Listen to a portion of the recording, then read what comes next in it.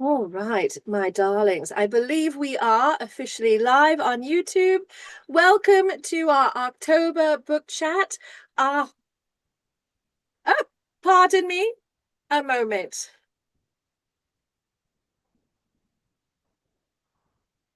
How awkward. All right, let's go and have a little moment here to welcome our wonderful guest author, Vivian Shaw, who is joining us today for book chat.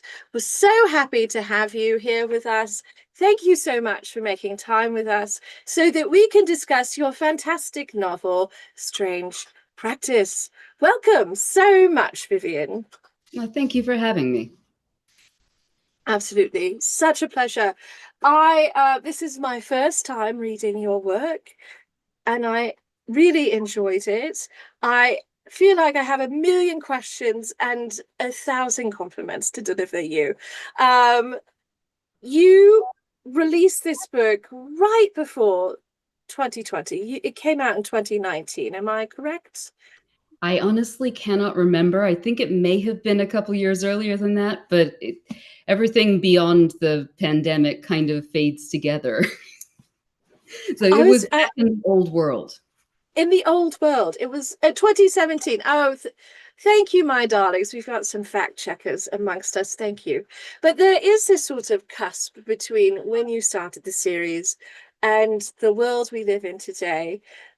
But it feels a little bit like you were looking forward uh, in the way that the best authors do, the need for compassion and kindness, because you're writing about monsters, but with a lot of compassion. Was that something you considered going into this story, that you were going to have a compassionate approach to people like Varney the vampire? It's a very good question, and the answer is yes and no. Originally, the book Strange Practice was actually a National Novel Writing Month entry, which I wrote for the first time back in 2004. And then I let it sit in a drawer for 10 years. And then I took it out, stripped it down to the absolute rebar, and rewrote it basically from scratch. And in doing so, it changed completely and it became the book that you know, in which there are these characters who are monsters, but they're also people. And the point of the book stopped being how many characters from classic horror literature can I shove into one plot, and started being, what if there were sensible vampires? What if monsters didn't have to be stupid and evil and destructive? What if they were just like people like everybody else, and their lives were that much more complicated because of who and what they are? And it became this story of found family, which is a thing that resonates personally with me very deeply. And I didn't set out to make it be about the need for compassion and the idea that in the end everything may turn out all right if we're nice to each other and we're like decent human beings and monsters. But it turned into that sort of at the right time in the right place. So that was a weird little accident. Oh, it's such a beautiful element of the story. I must admit, I really latched on to the found family elements as well, as it's one of my favorite tropes in fiction. And I know that you are a member of the LGBTQ community. You and your wonderful wife, who's also an author in her own right. Um, and that's such a fantastic and important trope to the queer community. When you were rewriting, when you were going back, were you thinking about that as you crafted this story about your monsters? Absolutely. In the original, the 2004 first sort of version of it, I don't think Ruthven was gay. And in the book that I rewrote in 2014 and the one that you have in your hands now, he is extraordinarily gay. And I love that for him. I really enjoy writing him through that lens. And I Yeah. didn't actually expect to give him a significant other at all. And then book two came along, and the character of Versailles, who I didn't actually intend to be that important, he was just a foil for the villain, popped up, and it was like, oh crud, I ship these two. I ship them. And now my ship is canon because I can do that. Because you are the author. No, Ruthven is like the best gay uncle, Yeah. honestly. And one of our members who's here today describes this as being the gay uncles who are monsters, who are also helping our hero. And so I love that as a concept, even though we know Varney has different proclivities. But Barney, Ruthven, Barney is as straight as they can come. He doesn't even realize how straight he is until he sort of comes right up against the fact that Ruthven is not, and then he's like, "Huh." It's interesting to like get to play someone that completely and utterly heterosexual. yes, well, and he's like, I really enjoy there's these moments in which you show him really getting angsty and like being very maudlin and wishing to like go and continue his normal proclivities as a sad, moping vampire. And you always have a character come along and sort of like chivvy him out of that. It's a wonderful reaction to his canon. Uh, when you have read Varney the Vampire, I believe. Not have I read it, but I've not just read it, I have summarized it at extreme length on my website. I basically have read it so you don't have to. Because Thank the you. thing about Barney the Vampire, comma, or the Feast of Blood, comma, is that it's basically written by the foot. It was written by these. No one seems to be all that clear if it was Reimer or Prest, but there's these two authors who are credited with it, and they wrote the same thing over and over and over and over and over. And because I love this stupid, horrible book, and I wanted to make it accessible to people who didn't have the patience or the time to sit around and like slog through thousands of pages of this, I have in fact written the very short version of Varney the Vampire on vivianshaw.net. So if you're interested in not reading it, please feel free to read my summary of it instead. Thank you so much for summarizing it because honestly, I did a little bit of digging. I was like, can I bring myself to read Varney the Vampire? And no, I cannot. No, I am amazed that I managed to make my way through it, but it was largely because I was doing the summary that I was able to just force through. Oh, thank you for your service to us as a community. When when you were starting this in 2004, which is a million years ago in creative terms, like even if you're not a time traveler, wafting through the centuries, that is so long ago when you have created something. It's another lifetime. But do you recall, or perhaps you have a really strong recollection, were you so fascinated by these classic monsters that you just felt compelled to write about them? Was that part of the process for you? It was largely a function of asking a question. How many characters from classic horror lit can I shovel into one plot and still have it semi make sense? And the answer was not as many as I did. Because let's see, in the original, there was Varney, there was Ruthven, there was Dracula, there was Dracula's wife, there was Carmilla, there was I think Crogling Grange vampire showed up in there at one point, but all of this completely unnecessary stuff was in there just to prove that I could. And the actual plot was somewhat shoehorned in afterward. But in fact, what really inspired that book, like what the plot of that book was seeing two things. One, the description in Terry Pratchett's Going Postal of the sorting engine in the post office, which is an Yes. extremely impossible thing that's built around a central cogwheel in which the value of pi is in fact 3. So it's impossible. It's completely eldritch. It does terrible things to anything put into it, and they will come out in some other universe and be sorted into a different post office.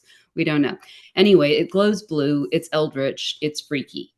And the other thing was, I used to spend a lot of time on a website called subbrit.org, which is all about urban exploration. especially in subterranean locations in the UK. Oh, And at one point, these people went down to the deep level shelter underneath Belsize Park tube station. And the 1941 Mercury arc rectifier was still in place and still in use, and they took pictures of it. And this is the first time I'd seen this thing.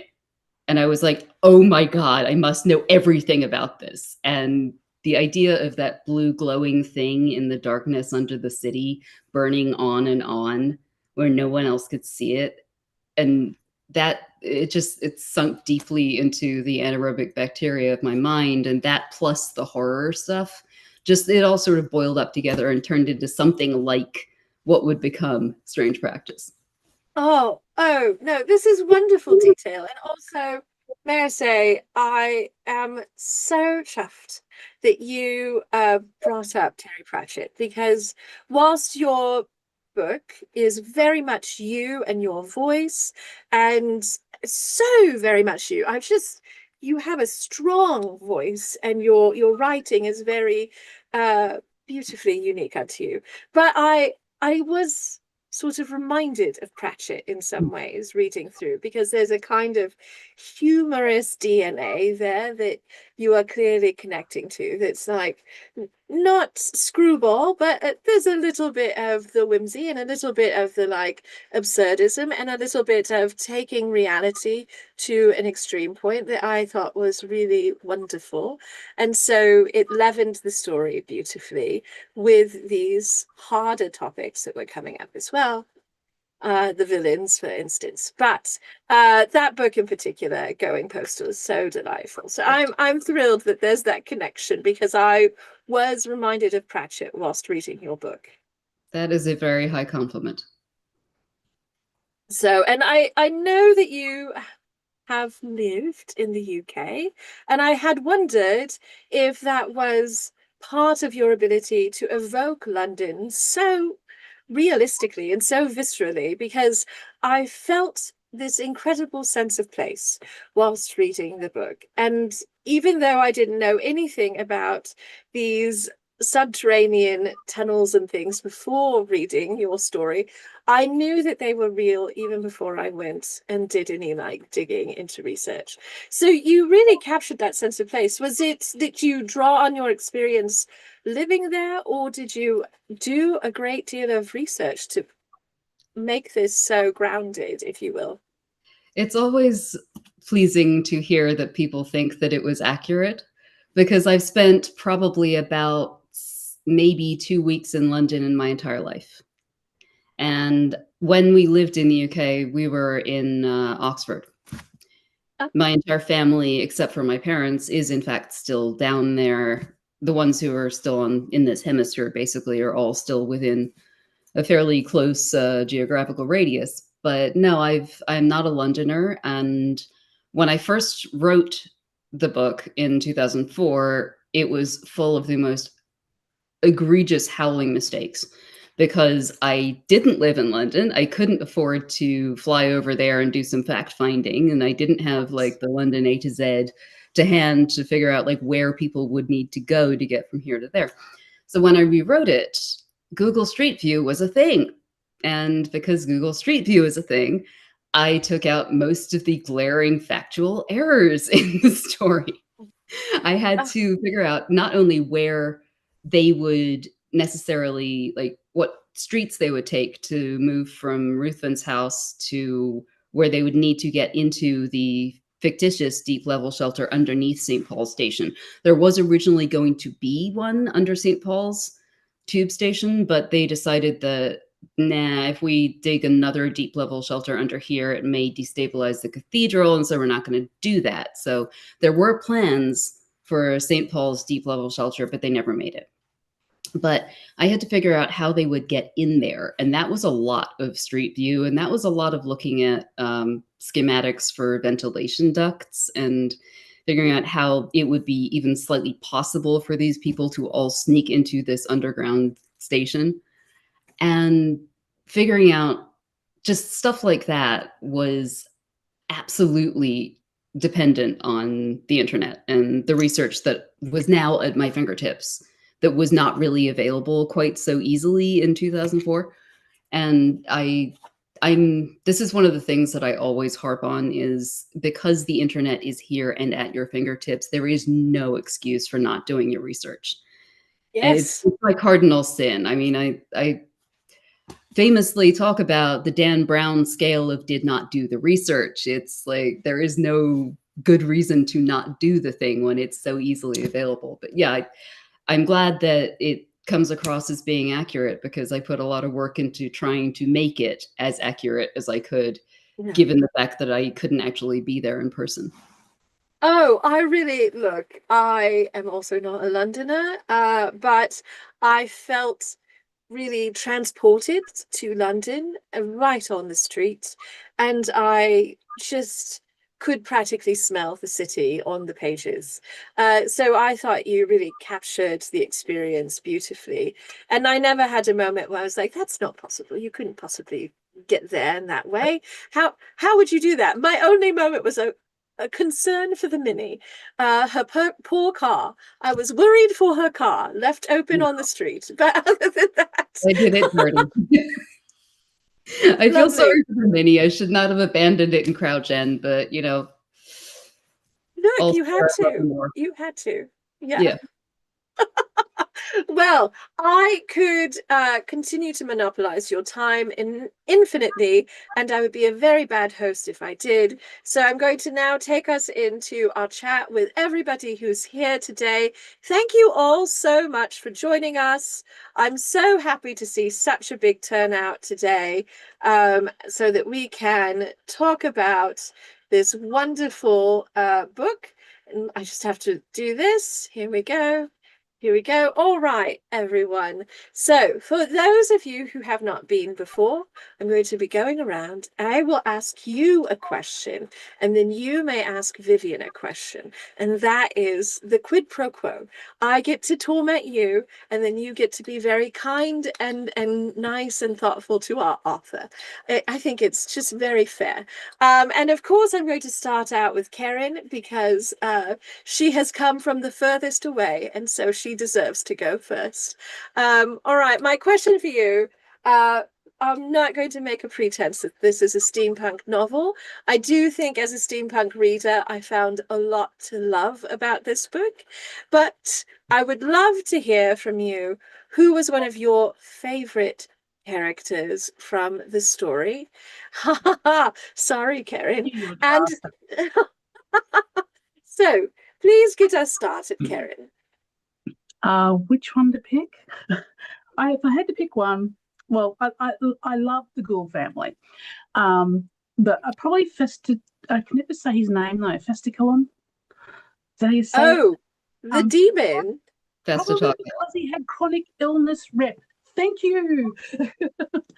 um, yeah, I don't know. I did like Varney's ennui because if he'd lived that long, he'd sort of been there, done that, that sort of thing as well. But it's really hard to pick one. But if I had to, probably because we don't get chronic illness rep enough.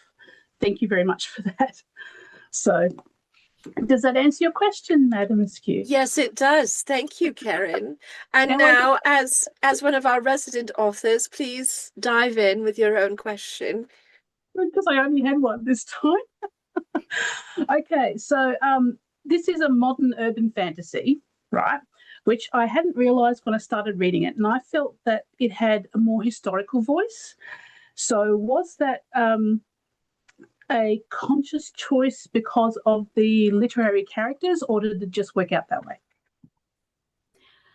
I would say it just worked out that way. It's as Madame Askew is saying, there's a lot of influence from other authors such as Pratchett in my work, and that has to do with the voice and the way that I approach stuff. But no, I didn't set out to make it sound particularly of a time. A lot of people got slightly confused by the cover and thought that it might be like a Victorian era novel, and nope, it is strongly set in approximately, I would say, maybe 2 years after the novel, like Yeah. before the novel actually came out, but in the present day. I went into it thinking it was going to be sort of Victorian with the characters and stuff like that, but in the cars and the cabs, and went what? And then I had to rejig my thing. But I actually like the voice. Thank you very much, and thank you for the chronicle trip.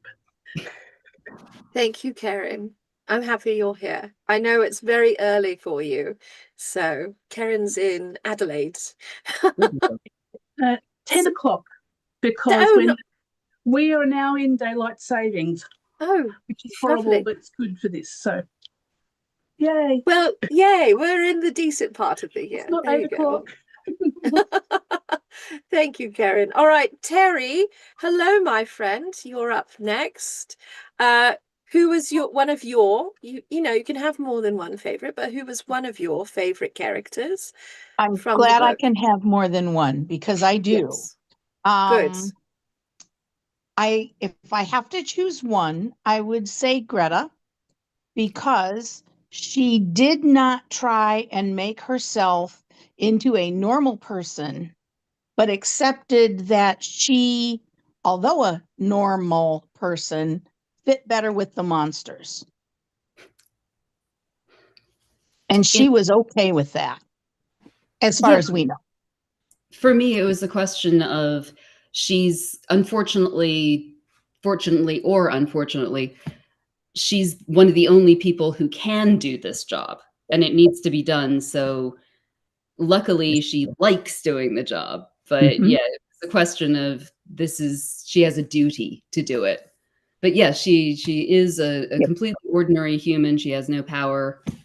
She has no magical abilities whatsoever, but she is one of the only people who can do this very specific, difficult job, and so she has to do it because it needs to be done. Right. And she found purpose in that. Oh yeah. Yeah. It's a good find. I don't really have a question as such, unusually. But I did really like that the monsters were not the bad guys. I liked that twist on it a lot too. Thank you. I like the differentness of this work. Thank you. Thanks so much. Thank you, Terry. And you know, you'll get another opportunity if you think of a question. So, Ronald, you are up next, my friend.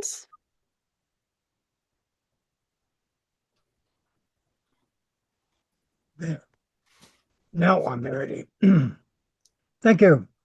I did not realize that the author was going to be with us today. So I hadn't thought too much about a question about for the author, but I'll still keep thinking. But my favorite character actually was Faz. I really, really like that character because when he first appeared as the financial accountant, coughing his lungs out or whatever, in the cold office, uh, running out of his pills and thinking, who is this guy? You know, what is this character? And then he just kind of evolved. He just kept getting bigger and bigger. I'm going, wow, there's a lot to this guy. And then I said, I wonder what he really is. And when it came out to what he was, I'm going, whoa, that's even better. I like that a hell of a lot. That was really, really, really an excellent portrayal, I thought. I thought the way that the character was developed and the various aspects of his character were shown. I really appreciated that. I really enjoyed that a lot. And I just the other characters were fine also, and I liked the way they progressed, and they all did seem to progress. I did as my perchance. I read reviews about the work, and I'm just shaking my head when I read lots of these reviews. I'm thinking they'd read the same book I read. What's wrong with these people? So, so I want to thank you for that character, Fess, and the other characters in there. I found it to be a very fascinating book. Thank you so much. That's wonderful. Thank you, Ronald. And you have time. I'll come back around again, so you'll have time to cogitate on any questions Oh, I that do you might actually. have. I do have Yes. one kind Good. of a question, kind of in a way, because uh, I actually, when I was reading the book, I thought that it should have been much longer than it actually was. It because there are places, and I thought that there were just a little bit too much uh, pushed together. The explanation and all that. I would have liked to have seen it not so much drawn out, but to developed into little bit larger story. But I can understand the constraints and all of that. But I would have not minded another 100 pages or so Well, there's with the two more book. there's more books. Mm. Oh, I know I've got all of them now, and Yeah, they're lined up on my shelf. that's not all of them.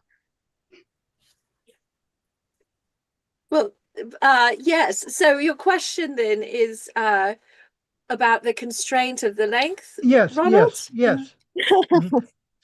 Yes, that how did you kind of put the brakes on and not expand more than you did? A lot of the time, it's not so much a question of limiting as a question of, oh crap, I need to write another 20,000 words. So I don't actually remember which way that one was trending towards the deadline, but the deadline is the deadline. And a lot of people are cute about deadlines, like they make such a great noise whooshing over your head, but you can't do that if you want to be like a successful author. So I managed to put it together roughly the same length as it was supposed to be and hand it in. And then it's up to the editors to do what they want. Like they can tell me go away and write another 20,000 words, or they can tell me cut 10,000 out of this. We don't need it. So there are a number of constraints and they all work differently for each work. But it is a good question. There's a lot of times that I do wish that I could have expanded something more, done a lot more with a scene. And there's some bits that I absolutely cut out of the text because I was instructed to do so. And I did not wish to cut them because I thought they were great and I worked really hard on them. And if there's ever like a director's cut of the book, I will put them back in. Like there's this bit where a character, the Gladius Sancti operative, is making his way from Crouch End in North London down to effectively Camden Lock. And he has to do this completely underground via the sewers and drains. And I figured out how he would do that. I went and looked up all of the maps of all of the sewers and figured out where the drains intersect, what passages he would have to take, what overflows he would have to slosh through, what it would even look like. And I figured it out and I put it in there and they made me take it out again. And I know why. They made me take it out because it kills the pacing stone dead and you don't need it. But oh my God, I did so much work for that. And I regret that will never see the light of day. Oh my goodness. No, look, I think all of the authors are like nodding along in the chat. That is heart-wrenching to put in that kind of research and not get to share it with the world. But I love that you still have that material, so we might see it someday in your like revised author's edition of the book someday, like I an might just stick editor's it up cut. on the website just for fun. Yeah, well, clearly we would all read it. So thank you, Ronald. What a great question. Lady June Squirrel, my darling. Yes. Who was one of your favorite characters? And then do you have a question for our author? Just a second. I don't understand how come I never end up in the uh no, I don't end up in the speaker view. Why is that? Oh well. I think it's Anyway, because of the way you set up your own screen. So it's just if on you my go to iPad. It's just if you on my go to the if you go to the top of I did. your I did. It doesn't work. I oh, can it see doesn't allow I can see everybody else when they do speaker view, but not myself. Anyway, it doesn't matter. My favorite character was Samael because anybody who can have a silk white suit and not get it dirty in the London Underground has my vote. And besides, he's the devil. Yep. I loved him. He was so great.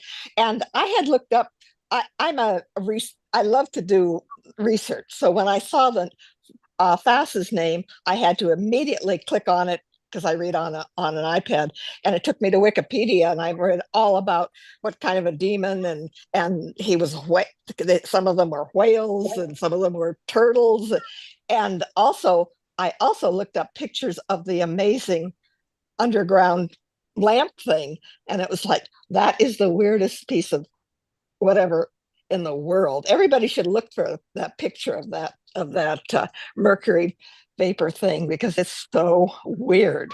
Anyway, I have a question, but it is kind of a silly question in that where are you? It looks like Santa Fe. Funny you should say that. I live in Santa Fe, but right now I am coming to you from a hotel room on Martha's Vineyard. Oh, but it's a ceiling, and I know, and it looks besides, very similar, doesn't it? yes, and you don't have an accent. You don't have a British accent, so No, I've been here since '87, so it's okay. basically I can turn it on, but it doesn't come on all the time. Yeah, no, it's great. Anyway, I liked the book very much. I'd had it on my Kindle probably since somebody mentioned it, probably Robin years ago, and I hadn't read it. So now I've read the first three. I noticed that there's a couple more of them out, or at least one. Will they disappoint me in what happens to people? I don't think so. There's a novella, which is unfortunately it's electronics only, but you should be able to read it on the Kindle with no problem. Yeah. That's called Bitter Waters. And Yeah, you I don't saw need that. to read that to read the last book, which is called Strange New World, but it's not going to hurt, Okay. But no, I don't think you'll be disappointed. I think it wraps things up in a way that is earned. Okay, because I did enjoy the third book, and any book that ends with a wedding is okay in my book. Okay, Thank you, Lady June Squill. Wonderful comments. I'm so happy you brought up Samael because he is a great character. All right, Cindy Joy, you are up next, my friend. If I can unmute myself. So, I really enjoyed the book. I'm reading the third one right now. So I have to reach back and edit out the, book and a half past that I've read. So, but I really liked Ruthven. I think he was my favorite character. And I don't even know if I'm saying that right. Am I saying it right? Yes. Ruthven. Yeah. The classic, perfect little elegant vampire. Mm-hmm. And his host skills are over the top. Yeah. But, yeah. So a question. I really, yeah. I came in late and expected Madam to put me at the end of the list. Oh, Cindy, I have my method. It makes no sense except to fall to me. But also, if you'd like to wait, I will come back to you. Yeah, give me a minute to cogitate. Cogitate away. I will come back to you. Thank you, my darling. All right, Hannah, you are up next. Your favorite character and a question for our author guest. Favorite character is hard. I liked everybody for different reasons. But I think I might have to go with Greta just because I think we've all felt that I am so tired. I don't want to do one more thing, but she just keeps pushing on and doing the things.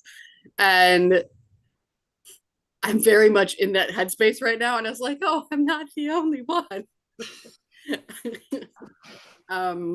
And I also liked how she was very determined to help her patients no matter what was going on.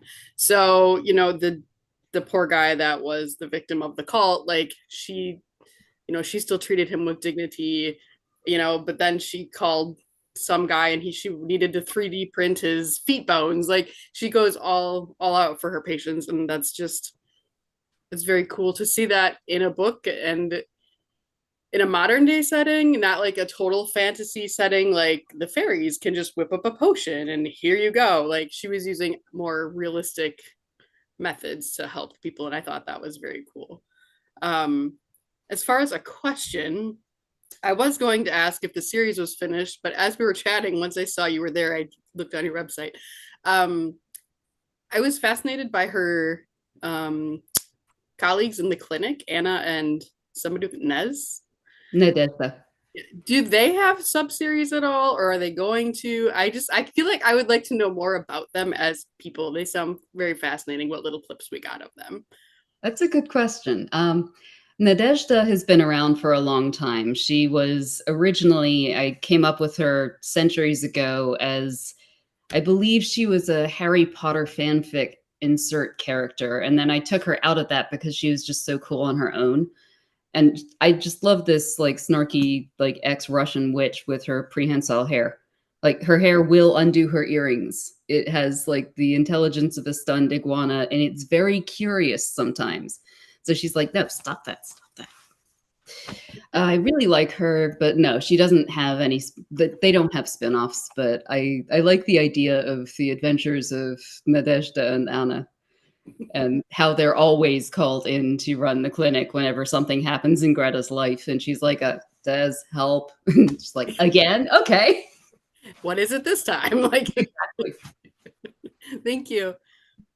So wonderful. Thank you, Hannah. Also, now I'm obsessed with Nadezhda's prehensile hair, as I also have prehensile hair. I feel. Wayne, you are our next, my friend. Welcome.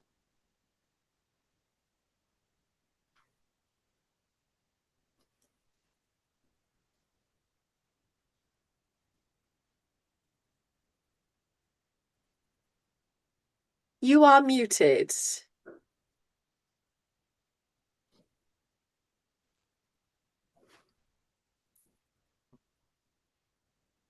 Do you need me to request you unmute? Sometimes that helps.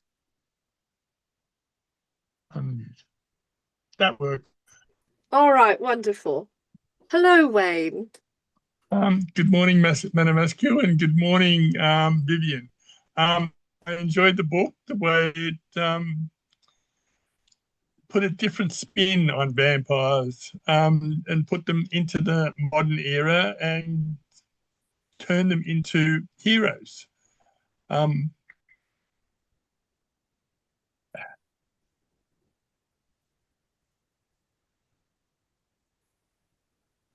Guess my favorite character is the Ruthven, the vampire, who he's not the bloodthirsty kill. I need to treat people as my food. He's a gentleman, and tries to, he's just doing the things he thinks that are necessary to, and yeah, to try to battle evil, even though a lot of people think that he is evil. But yeah, it's interesting to think that there are people out there that need a doctor, even though you may not think that they need a doctor, like vampires and werewolves and all sorts of, you get some of those characters out of Harry Potter. But yeah, they're all, at the end of the day, they're still people, and they still need someone to take care of them. And that's what this is. It's a practice for the people who, for the strange and the unusual, which, often refers to a lot of us. We're strange and unusual in our own particular style. I do like the assistants at the practice that step in when some emergency and she has to go and do what she has to do, but the practice still has to be maintained to take care of.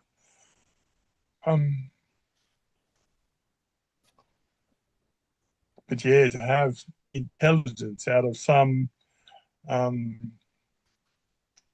helium or hydrogen globe, and then like I've just recently finished watching Supernatural and the whole archangels and that the characters in there, and to find them reflected in your book, it's like, yep, I understand what these guys are, and yeah, to humanize the archdemons and the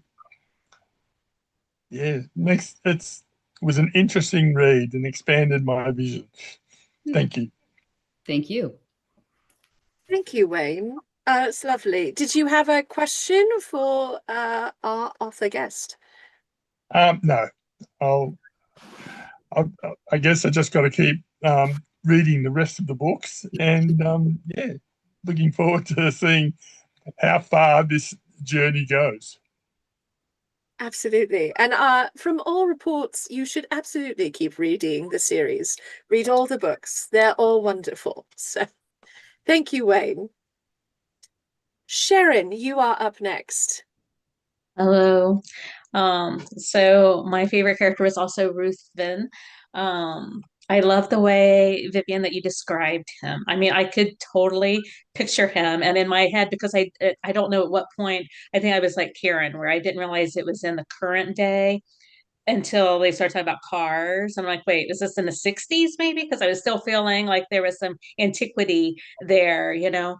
But I love that, you know, he had the apron with the little bats and that he was a bored vampire. So you could kind of just feel his frustration about that. And that you know, he took care of people, you know, he paid off Cranswell's student loans and just like he was a nurturer, and then he was the one of the protectors of the city, and I love that, you know, that it goes along with him being that host, that he was a protector, that I'm he is like the ultimate rescuer, you know, like those people that find all the lost cats, you know, and bring them in. I feel like that's Ruthven, or that's what he becomes over the course of this, because he's bored and he's so self-involved and just kind of until he becomes that, oh, here's a stray cat that needs taken care of. You know, here's this person that's sick and ailing. Let me help them take care of him. And then he started kind of becoming more of who he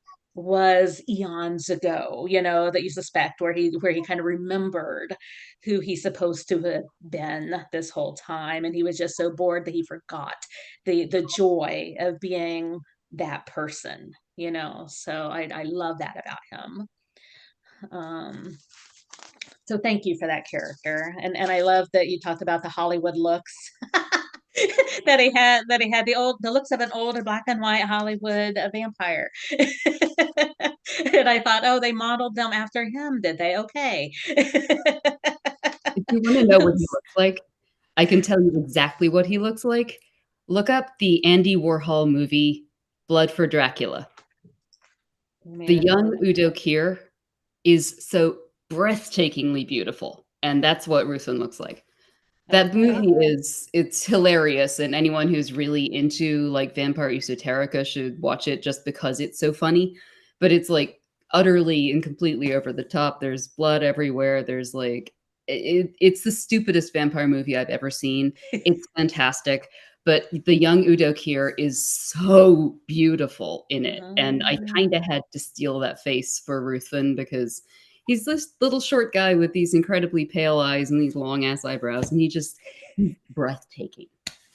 But yes, for once I actually have a specific thing I can tell you to go look at. That's how I designed that character. He's lovely. We know he's lovely. Go And I just, before I ask my question, I just want to say thank you for making me want to Google things, kind of like what June Squirrel had said. It's like I needed to Google the mercury arc rectifier, and there's not just pictures, there are videos of Yes. this on YouTube. So Yeah. it's like, oh yeah, I need to know what this is, and then ask my husband, who knows all things about all things, sciency. Is like, tell me about this, and he was able to, oh yeah, they. And it's like, I've never heard of this. This is fascinating to me. But and then just the science stuff that made me Google things. So I appreciate that a lot. Um, my question was about Vass. None of the other characters knew what he was. Did you know what he was when you developed the character, or did that become? Because like the first signs that we saw was just that he was a mind reader, and that he was sick, but that he was we didn't know. Oh, and then he turned something into bees, blocks into bees, is all I had at the beginning. I'm like, okay, what kind of thing is this? Did you know what he was when you started him? Yes, absolutely. Okay. And the character that you see in Strange Practice is the result of quite a long time of taking that character and refining him and like playing with him in different settings before he ended up in that book in the format that he currently is. But I always liked the idea of a demon who had been excommunicated and who could never really go back to hell because his like integral mnemic signature had been changed by the act of excommunication, so he was no longer of hell. So it wouldn't do him any good to go back there, and so he was sort of stuck on Earth for pretty much ever. And it's not until Samael comes along and like actively lends a hand in like fixing that he has any option to either like get better or die completely. And so he's stuck, and he's been on Earth since the 16th, 17th century. And yeah, he's always been a banker or a clerk or an accountant or something in finance. And he's always looked exactly like David Strathairn in Good Night and Good Luck. Google that. And he's always been gray. That's the thing about him that's slightly weird that is visible, is that his complexion is ever so slightly gray, as if he's got an extremely mild case of Argyria or something, or he's wearing like a weird, like grayish foundation. But other than that, he looks like a normal person. He's just ever so slightly off. But he is, I think, my favorite character, other than Sam. I love Ruthven, but Fass is up there. And Sam's fun. Well, thank you very much for such a wide variety of characters and personalities, and so many of them to love. Thank you. Thank you, Sharon. I'm so happy you brought up our favorite demon, so we could talk more about him. He's a great character. All right, Scone Mistress, you're next. Hello. I was really, really happy when I saw this on there because I read the first 3 books. They were one of the reads I did during the pandemic that helped keep me sane. Good, I'm glad. Oh, yes. Yeah, and I remember there was a discussion of Strange Practice and A.J. Hackwitt's Library of the Unwritten on Gail Carriger's Parasol Protectorate book of like somebody going, y'all need to read these 2 books, and was talking about the reasons why. And it was just like I got in, and then it was like I had to read all of them.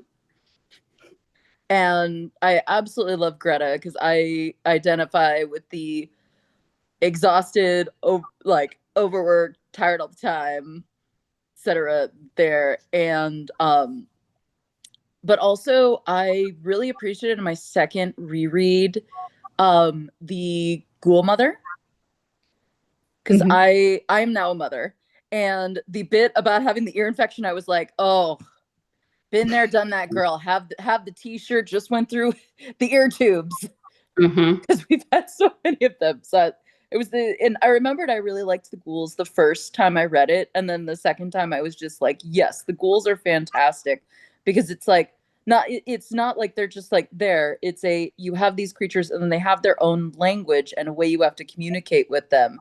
and you had to ask the right questions. Yep.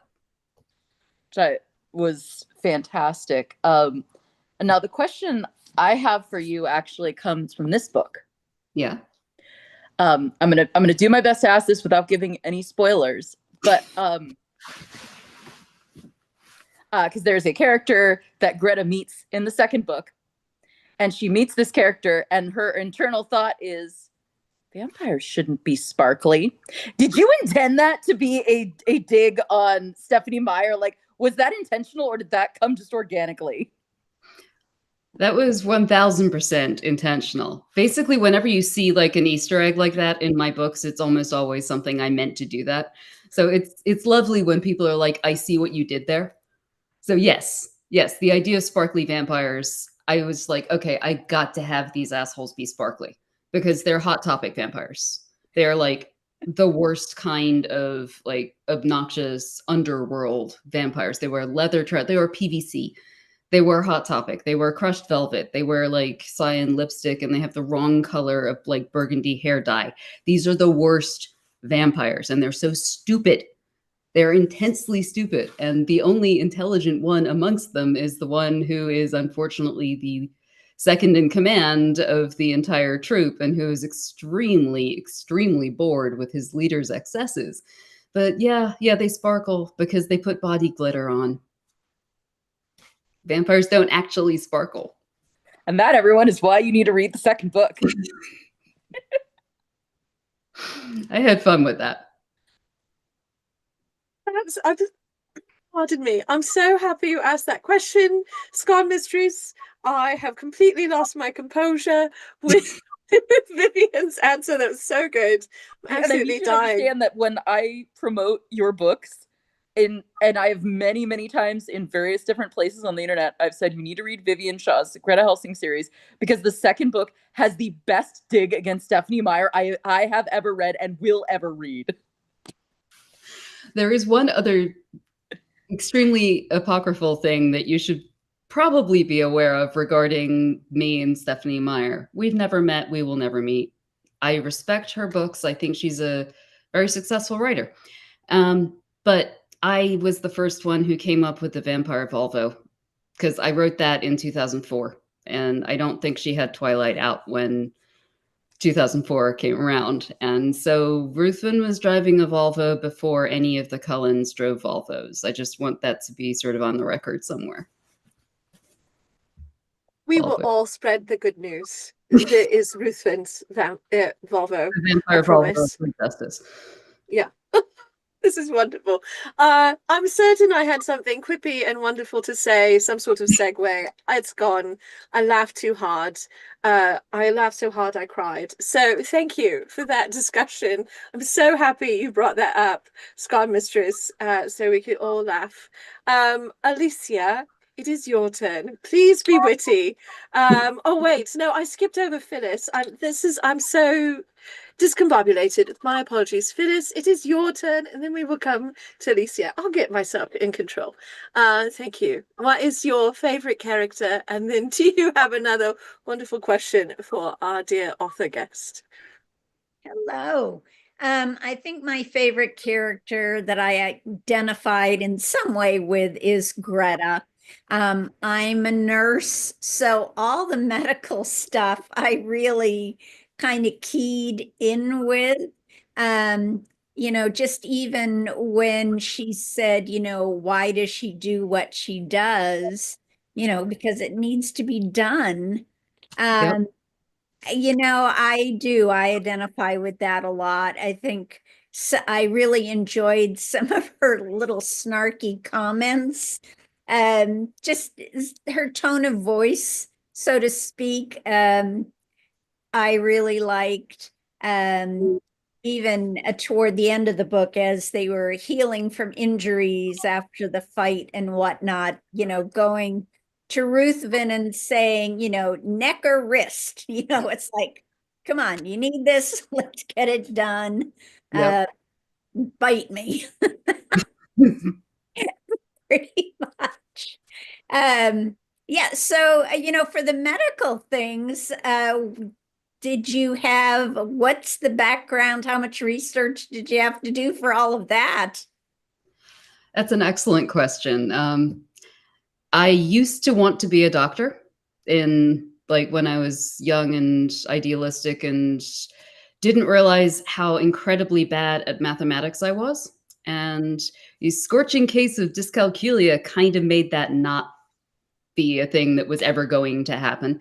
And then I realized I didn't actually want to be a physician in today's world with insurance companies and all the horror that is involved with that. I wanted to be a GP in 1950s Britain, basically. I wanted to drive around in a little old Range Rover with a black bag and fix people. And that's why I come up with a character who basically ended up being sort of like that.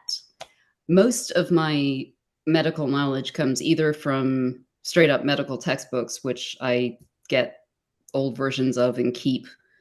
And some of it comes actually directly from James Herriot, the vet who wrote All Creatures Great and Small. He was my first access to medical information. And from him, I learned a lot of what a doctor would need to immediately assess with a new patient, especially with a patient of a different species. So with stuff like the boogeymen and the ghouls and the many other species that Greta has to treat, she has to immediately go to that particular set of knowledge in her mind and pull that out and then go from there, as opposed to just what a human doctor would do, which is everyone is the same species. I don't have to reset my mind to like thinking about this as opposed to that.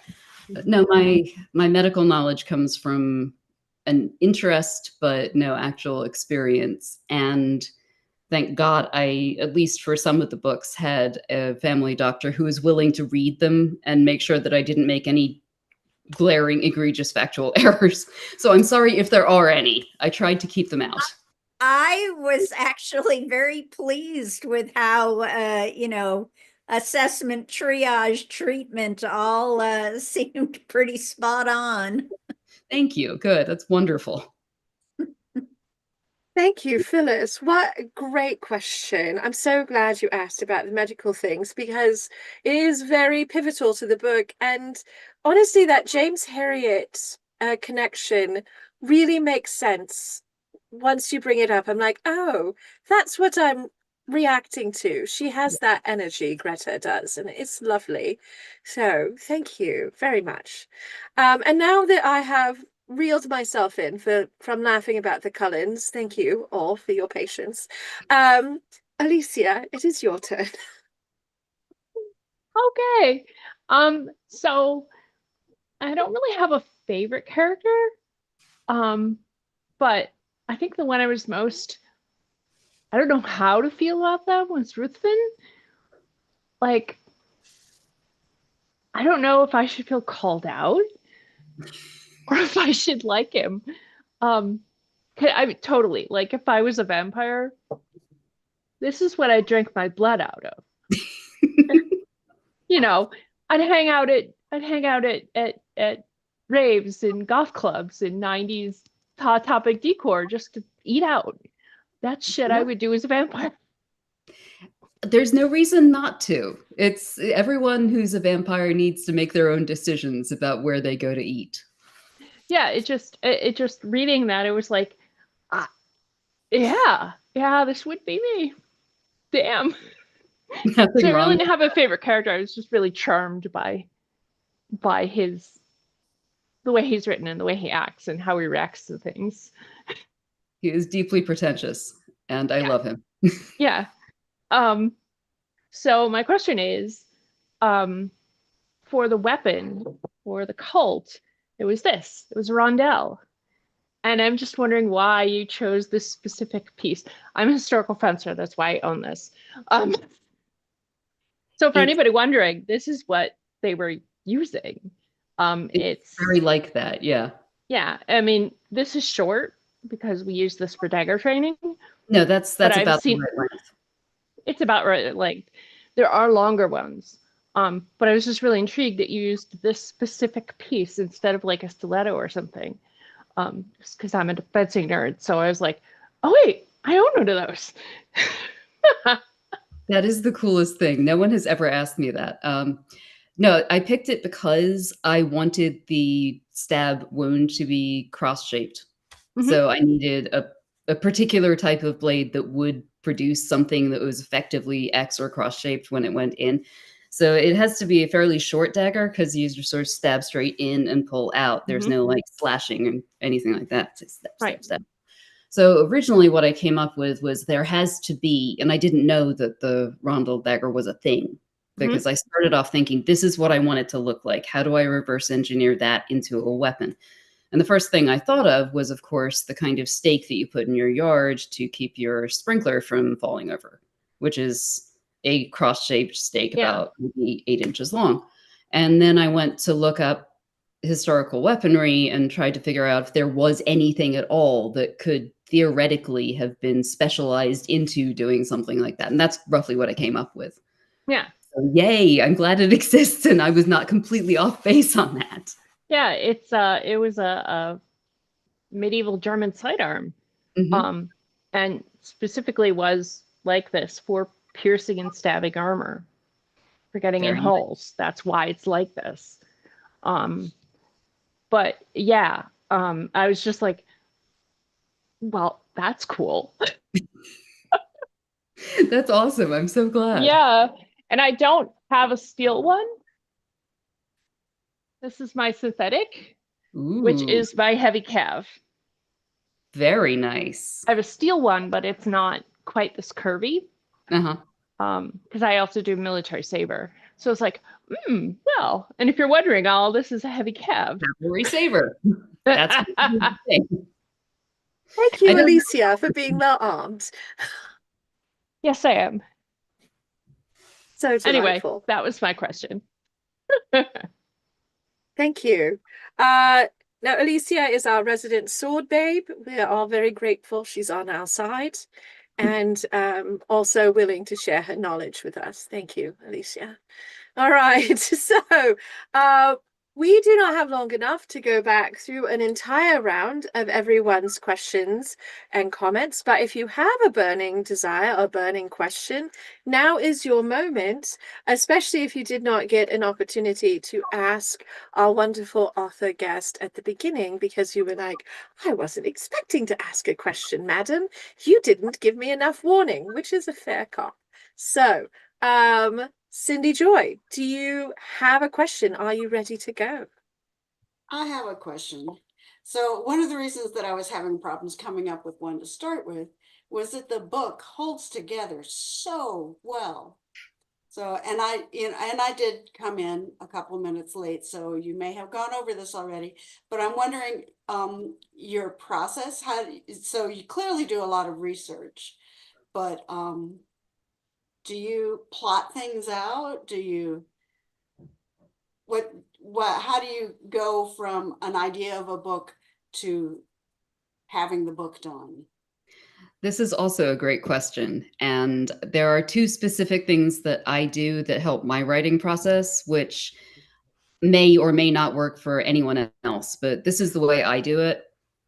Once I have the idea and I know that I need to stretch it out into approximately 90,000 words, I do a rough outline, like not scene by scene at that point. It's like a sort of sketch of this happens and that happens and that happens. And all the way over there, we get to the end. And then once I start writing, I do a thing that I call the square brackets. This involves me turning caps lock on and using a square bracket and then writing notes to myself what needs to happen next in the next scene. Like Ruthven goes to place, thing happens, other thing happens,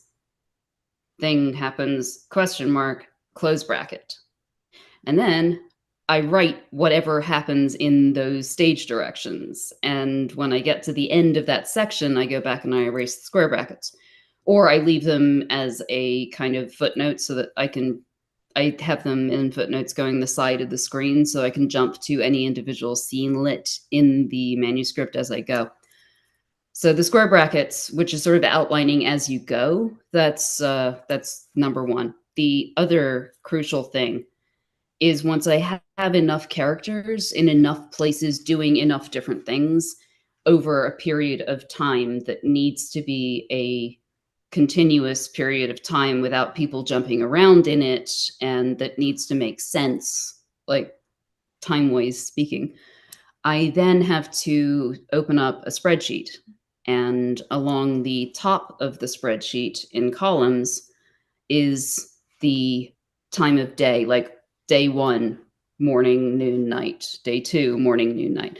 And down the side in the rows are the characters. So I wrote in day 1, early morning, Greta arrives at Ruthven's house. Day 1, early morning, Ruthven lets her in, and so on. So if I get myself lost somewhere at like evening of day 3, I need to know like where those people are, what's happened to them, and so I don't have them walking into a room on the other side of the Atlantic with no time jump. I can't always keep that stuff all in my head at the same time. So I have to externalize it. I have to have the spreadsheet work as a schedule for what my characters are doing, which then allows me to refer back to what I've already done. So technically that is how I write books, is bit by bit and by externalizing my memory because it is so hilariously faulty. Yeah, no, I spreadsheet everything. I'm totally Yeah, God bless the spreadsheet. Yeah, but yeah, and so then my other question is, Greta is a single woman living alone in London, and she gets in her car without looking in the back seat. That is a good point. That is a good point, that her car is such a piece of shit that if somebody is going to be lurking in the back of somebody's car, they would probably pick a better one than her Mini, honestly. Like, and also, like, she doesn't expect she doesn't anyone feel to like be a there. target at that point, right? She doesn't think of herself as like that important to anyone. Yeah. Like, why would anyone be interested in her to the point where they're going to be hiding in her car and like putting knives to her throat? That's not something that happens to her. That's something that happens to important people. She's just her. Yeah. Well, and I think she does have a superpower, and her superpower is sympathy. Yes, that is true. She feels for everybody. It's not really empathy because she can't know how these monsters feel, but she has enough sympathy for the whole world. Yeah, and it is exhausting sometimes. Yeah. Yeah. Okay. So there's another question in the chat that I thought that I was going to ask, but I'm going to let somebody else ask it. So I think. Thank you, Cindy. Yeah. You're welcome. I'm glad you came up with your questions though, and I'm glad we could get to them. Thank you. All right, Terry, you have another question. I do. I thought of several, just like Cindy, but I'll stick with one because you've been talking about how you plot out the story and keep track of it. When do you do your character development? Thank you, Kat. Do you have fully developed characters when you start? Because they are so well developed. Often that's because they've been kicking around in my head for 15, 20 years, generally slowly turning into somebody else over time. Or they've started the book as, you know, person A, like version A of themselves, and then they have to develop because something fairly apocryphal has happened to them. So they're not going to be the same people at the end of that chapter that they were at the beginning. But no, it happens sort of organically as I go along. Very good. Thank you. Excellent question, Terry. Thank you so much. Chris, I know you had a comment you wanted to share with our author guest, but you are feeling a bit under the weather. So do you feel up for chatting, or would you like to write it out in the chat and I can read it for you? Give Chris a moment here. While Chris is thinking, Scarn Mistress, I know you said you have another question. I have a question because I was curious if this was another Easter egg you had in Strange Practice. 'Cause in, I believe this is chapter 5 possibly, but you had note of London's Lost Rivers had taken on a romantic sort of mystery and popular awareness, and then you mentioned, you know, the names are evocative: the Tyburn, the Fleet, the Ephra, the Westbourne. Was that a reference to this book? No. Well done. You found one that isn't. But the Lost Rivers of London are a thing I'm fascinated by because I love what ended up being municipal wastewater infrastructure, because London sewers are really cool. You should learn all about them because they were this amazing, like this amazing Victorian guy, Joseph Bazalgette. He basically developed the modern London sewer system in 1860 whatever, when the Great Stink happened.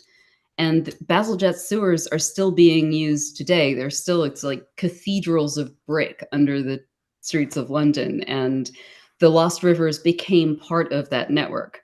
But no, I have to read that. I hadn't actually read that book. Oh, It looks amazing. There's now like 10 books, 2 novellas, 2 books of short stories. There's a role-playing game, and they keep they're keep telling there. Like I've gone through this whole series like twice. It's fantastic. Highly recommend. That's on my list. Thank you, Scone Mistress. I love that. And I know you've recommended that to all of us as well as a read for book chat. So maybe that will get on our also list. this author is very Terry Pratchett inspired, and there are multiple Terry Pratchett Easter eggs in this book series. Even better. That's Excellent. awesome. Thank you, Scone Mistress. All right, Ian, I see your hand. I will call on you momentarily. Chris says that she would like to thank you so much, Vivian, for sending her down all these great internet rabbit holes You're to so learn welcome. more. Yeah. Chris, I'm happy you're here. I hope you feel better very soon. Please take care of yourself. It's always good to have you here. All right, so let me scroll back up. I know we have a lot of wonderful follow-up questions coming up. Hannah, you have a question for Vivian. Why was, I cannot say his name, starts with an F, the demon. Fastatokalon.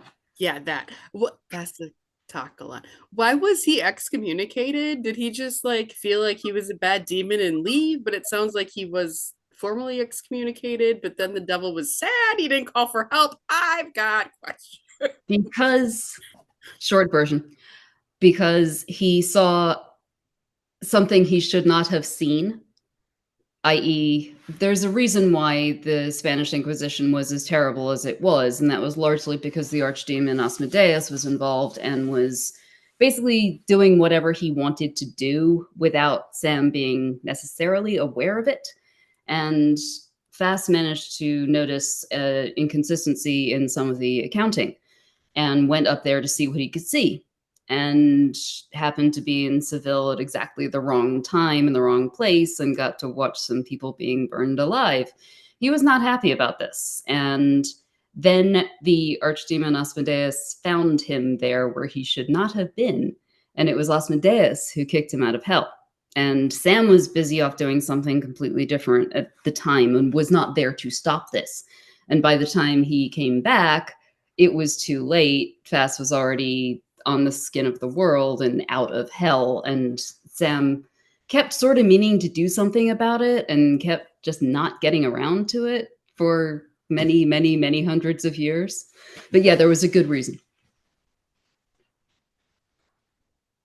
That's fantastic. Also, thank you for tutoring all of us on how to say his name. Oh my gosh. It's the easiest way to remember is a Tolkien poem in the Tom Bombadil book. It starts off, "So here is Fastatokalon, an island good to land upon, although 'tis rather bare."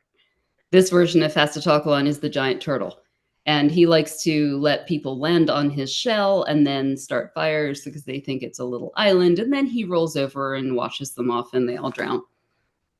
Fastatokalon, an asshole. But I thought the name was so good that I stole it. I love that. Thank you so much. Oh my gosh. All right. Karen, before all of your questions evaporate, you have another question for our author guest. Yeah, I'm going to do the one that Cindy was going to ask, that I was going to ask. Yeah. So So how did Fass's health get so bad? What caused that in thing? And any research you want to tell us you're round rabbiting holing at the moment would be fun. Well, he basically, when he was excommunicated, his physical, like his pneumic signature, which is my universe's equivalent of a soul, basically, was permanently damaged. So he's not completely all there the way he should be, and he's not designed to live on the prime material plane in the real world. He's supposed to be in hell, but he's no longer functional. Like he's missing it's like he's missing part of his immune system. So basically what he has is the equivalent of COPD with like exacerbations, because he's also, due to the fact that he's had to live as a not very rich human for several hundred years, not led the healthiest of lifestyles. So there's been like God knows how many episodes of pneumonia along the way. So there's a lot of scarring. He's not in great shape. He can't die, so he just keeps getting sicker and sicker and sicker. Yeah. Eventually, if he does die, he'll just sort of respawn in a better version of the same basic condition. He's never going to be really well unless someone does something about it. But so Greta does what she can with inhalers, basically, and regular maintenance meds. Great question, Karen. Thank you. Also, he is such a fantastic character, and he just gets more fascinating with these answers and this information about him. I can't wait to keep reading the series. All right, Ian, you've been very patient. You put your hand up in everything. What is your question, my friend? I started the audiobook and the reader was really quite good. And I wonder, does she continue with the rest of the series? And or does she do any more of your other works as well? I don't actually recall if the reader for the first book is the same as the one for the later volumes in the series. I do have to say that the first book, while it sounds great, she mispronounces Fastatokalon. This is not necessarily her fault. I don't think that I got the pronunciation guide to them in time for them to pass that along. But yeah, this is why a lot of people are confused about the way to pronounce it, is because she pronounces it one way and it's unfortunately not the way I do. But I don't actually know if it's the same reader, but whoever does the audiobooks for the rest of the series is great. I thoroughly recommend them.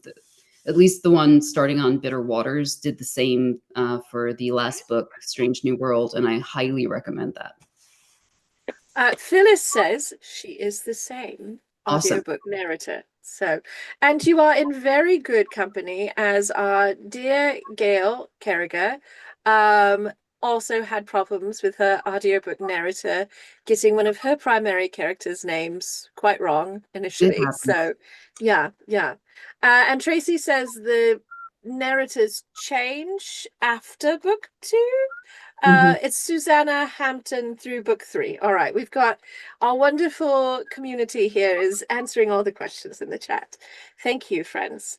All right, do we have any more outstanding questions for our author guest? Did I miss anyone?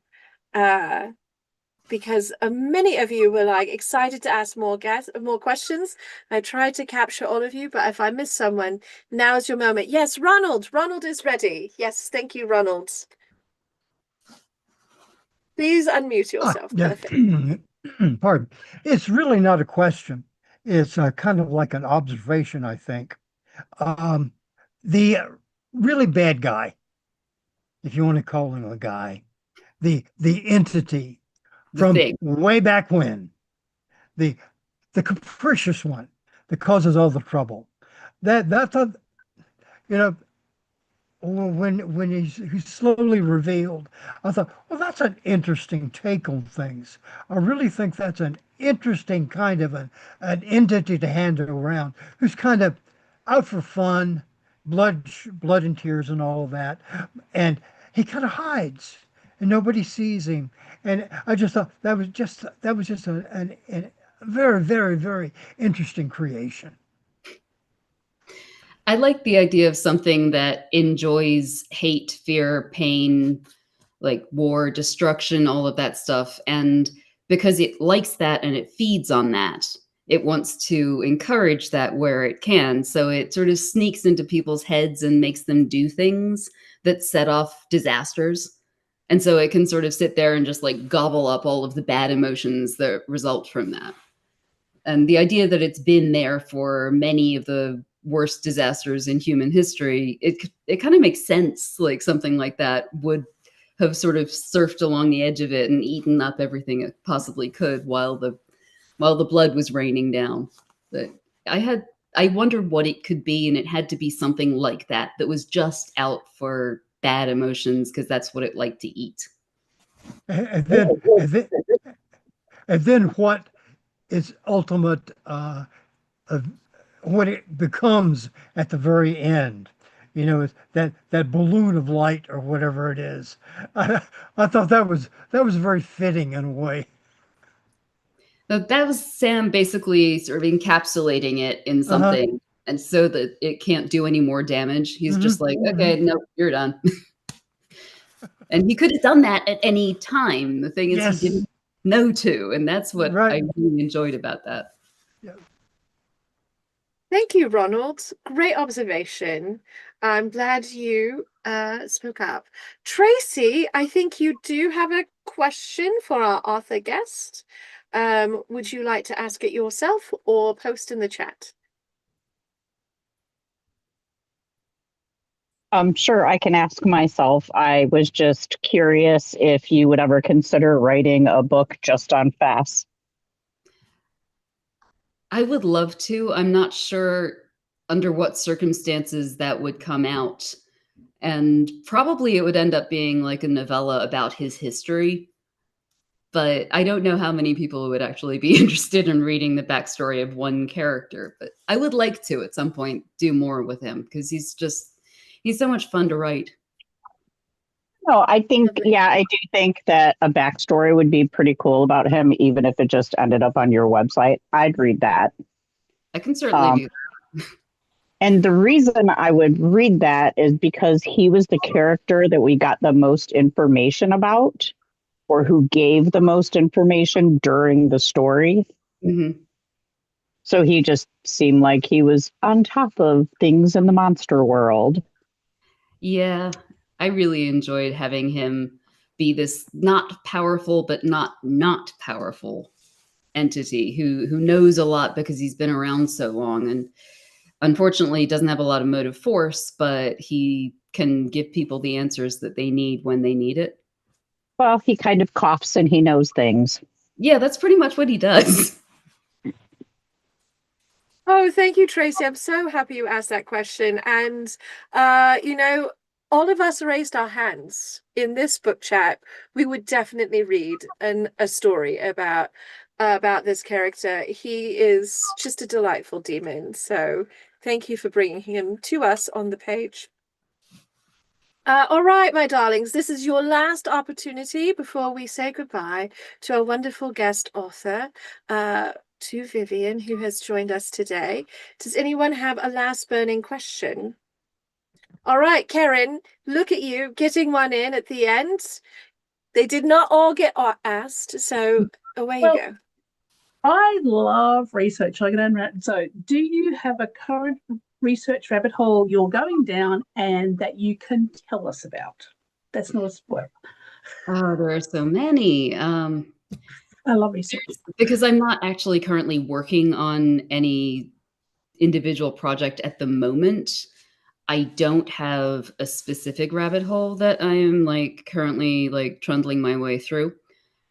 In the past, my interests have included the design of light water nuclear reactors and their containment, the design of space stations, and how it might be possible to actually get a space station shaped like a torus that is turning very slowly but is not doing so for the purpose of fake gravity, and how you could actually make that make sense in the text of a story. And I think I've actually gotten a good answer to that question, It has to do with like when the space station designer was making that particular decision, when spin was still on the mind, but GravGen had just come in and was now finally cost effective.